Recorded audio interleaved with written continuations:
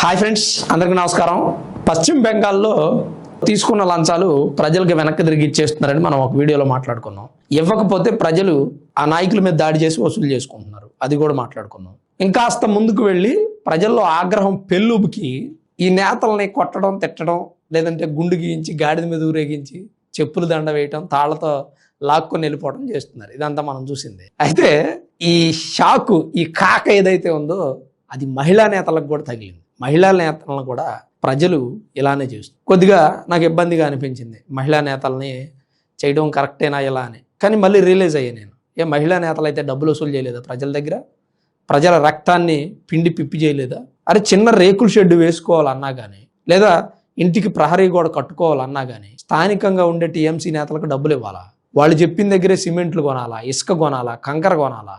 వాళ్ళు చెప్పిన వాళ్ళని పని వాళ్ళగా పెట్టుకోవాలా? మరీ ఇంత అరాచకమా? ఈ మహిళ ప్రెసిడెంట్, ఆమె మౌసుమి మౌతి, ఆమె పేరు. అమరదా గ్రామం అంట ఆమెది. ఆ గ్రామానికి ఆమె ప్రెసిడెంటు. శ్యాంపూర్ ఏరియాలో ఉంటుంది ఈ గ్రామం. అయితే ఈమె ప్రజల దగ్గర తీసుకున్న డబ్బులు, లంచాలు, కమిషన్ అనుకోవచ్చు, ఏదైనా కానీ ప్రజలను పెట్టినటువంటి చిత్రహింసలు ఇవన్నీ గుర్తుపెట్టుకున్న ప్రజలు ఇప్పుడు బీజేపీ పార్టీ అధికారంలోకి రాగానే ప్రజల్లో ఆగ్రహం వచ్చేసింది. ఆమెను కూర్చోబెట్టి నెత్తి మీద కోడిగుడ్లు కొడతా ఉన్నారు. కోడిగుడ్లు కొట్టి, నువ్వు తీసుకున్న డబ్బులు ఏమో, నీకు బుద్ధి ఉంది కదా, నీకు సిగ్గుసేరం ఉంది కదా, మా డబ్బులు మాకు ఇచ్చే, నీకు పౌరుషం రోషం ఉంటే అని చెప్పి ఆమెను తిట్లు పర్వం మొదలుపెట్టారు. స్థానికంగా ఉన్న మహిళలు, కొంతమంది ప్రజలే, వీళ్ళంతా వేరే పార్టీకి సంబంధించిన వాళ్ళు కాదు. పార్టీకి సంబంధించిన వాళ్ళు అయితే పెద్ద ఎత్తున గొడవలు అయిపోయాయి. ప్రజలు చేస్తున్నారు కాబట్టి బెంగాల్లో పరిస్థితి చాలా నార్మల్గా నడుస్తుంది. అదే టీఎంసీ పార్టీ, బీజేపీ పార్టీ నేతల మధ్య గొడవ అయినట్టయితే ఇది వేరే రేంజ్లో ఉండేది. కానీ ప్రజలు తిరగబడుతున్నారు. టీఎంసీ పార్టీ నేతల్ని ప్రజలు టార్చర్ చేస్తున్నారు, ప్రజలు వాళ్ళని వేధిస్తున్నారు, కొడుతున్నారు. ఇన్ని సంవత్సరాలు, 15 సంవత్సరాలు ప్రజలు పడిన కష్టాలు ఒక్కసారిగా గుర్తు తెచ్చుకుంటున్నారు. వాళ్ళు చేసిన అరాచకాలు గుర్తు ఇష్టారీతిగా అండి టీఎంసీ పార్టీ నేతలు చేసిన. కింది స్థాయి నేత నుంచి పై స్థాయి నేత వరకు వాళ్ళు చెయ్యని అరాచకాలు లేవు. వామ్మో, అవన్నీ గుర్తు తెచ్చుకున్న ప్రజలు వీళ్ళని ఇలా చేస్తున్నారు. మనం చూసాం, ఒక ఎమ్మెల్యేని ఒక అతన్ని గుండు గీసి మెడలో చెప్పులు దండేసి తాళ్ళుతో కట్టి ఊళ్ళో ఊరేగిస్తూ, ఇంకొక అతన్ని దారుణంగా ప్రజలు దాడి చేశారు. టమాటాలు, కోడిగుడ్లు వాటిలతో కొట్టారు. అభిషేక్ బెనర్జీ గురించి మీ అందరికీ తెలిసిందే. నేపాల్ బోర్డర్లో ఆయన్ని పోలీసులు అదుపులోకి తీసుకున్నారు. ఆయన్ని ప్రజలు చిత్రహింసలు పెట్టి కొట్టారు. కోడిగుడ్లు, టమాటాలు కూడా విసిరారు అతని మీద. ఇంకా టీఎంసీ పార్టీ నేతలు ఎవరైతే ఉన్నారో వాళ్ళందరికీ ఇదే గతి పట్టింది. కాకపోతే నేనేమనుకున్నానంటే మహిళల దాకా రాదేమో అనుకున్నా.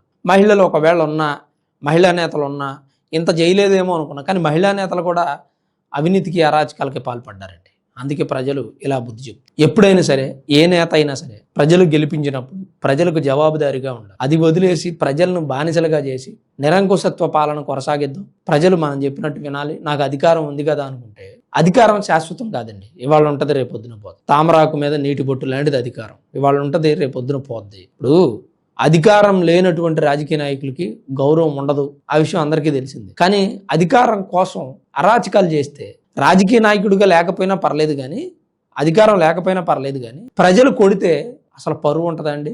అధికారం ఉంటే మీకు గొప్పతనం ఉంటుంది. అధికారం లేకపోతే ఎంతో కాస్త మర్యాద ఉంటుంది. అసలు మీరు అధికారంలో ఉన్నప్పుడు అరాచకాలు చేస్తే, ప్రజలు మిమ్మల్ని చితకబాదితే ఇంకేం గౌరవం అండి? ఇక జీవితంలో మీరు రాజకీయాల్లో ఉండగలరా? సో ఇక్కడ జాగ్రత్తగా గమనించుకోవాల్సిన అవసరం ఉంది రాజకీయ నాయకులు. లేదంటే తారుమారు అవుతుంది. బళ్ళు వాళ్ళు అవుతాయి, వాళ్ళ బళ్ళు అవుతాయి. దానికి ఎక్కువ సమయం కూడా పట్ల. చూసారికి ఏం జరిగిందో. నేనే ఇంకొక 30 సంవత్సరాలు, అంటే 15 సంవత్సరాలు చేసిన, ఇంకో 15 సంవత్సరాలు నేనే ముఖ్యమంత్రి అని ప్రగల్భాలు పలికిన దీదీకి ఎలాంటి గతి పట్టి. ఇంకా ప్రజలు దీదీని అటాక్ చేయలేదు అంతే. ఇక ఆ తతంగం కూడా జరిగేదాకా తెచ్చుకుంటారేమో అని అనిపిస్తుంది కొన్నిసార్లు. ప్రతిసారి పబ్లిక్లోకి వచ్చి మీటింగ్ పెట్టడం, గట్టిగా అరవడం, గతంలో ఉన్నంత స్పీడు ఇప్పుడు మమతా బెనర్జీకి లేదు. ఈడీ అధికారుల మీద, సిబిసిఐడి వాళ్ళ మీద దాడి చేసి ఎలక్ట్రానిక్ డివైజ్ ఫైళ్లు ఎత్తుకెళ్ళిపోయినటువంటి మమతా బెనర్జీ, సిబిసిఐడి అధికారులను బంధించినటువంటి మమతా బెనర్జీ, ఎలక్షన్కి 10 రోజుల ముందు న్యాయాధికారులను 7గురిని బంధించి టీఎంసీ నేతలు, కార్యకర్తలు వాళ్ళ కార్ల మీద దాడికి పాల్పడి కార్ల అద్దాలు పగలగొట్టి వాళ్ళని బంధించినటువంటి పరిస్థితి. స్వయంగా సుప్రీంకోర్టు న్యాయమూర్తి ఫోన్ చేసి లైన్లో ఉంటే 9 గంటల తర్వాత వాళ్ళని రిలీజ్ చేశారు టీఎంసీ కార్యకర్తలు. 1 కాదు 2 కాదండి, ఇవే నానా రాద్ధాంతం అండి. ఎన్ని అరాచకాలు జరిగినాయి బెంగాల్లో. ఇవాళ టీఎంసీ పార్టీ నేతల ఉడుకు తగ్గింది, వేడి తగ్గి కాక మీద ఉన్న ప్రజలకి ఈ నేతలు భయపడుతున్నారు. ఇది బెంగాల్ పరిస్థితి. మరి దీని మీద మీ అభిప్రాయం ఏంటి? మీరేమనుకుంటున్నారు? మహిళా నేతలను సైతం వదలని ప్రజలు. తప్పకుండా మీ అభిప్రాయాన్ని కామెంట్ రూపంలో రాయండి. Thanks for watching this video. This is Ram signing off సన్బర్డ్ studios.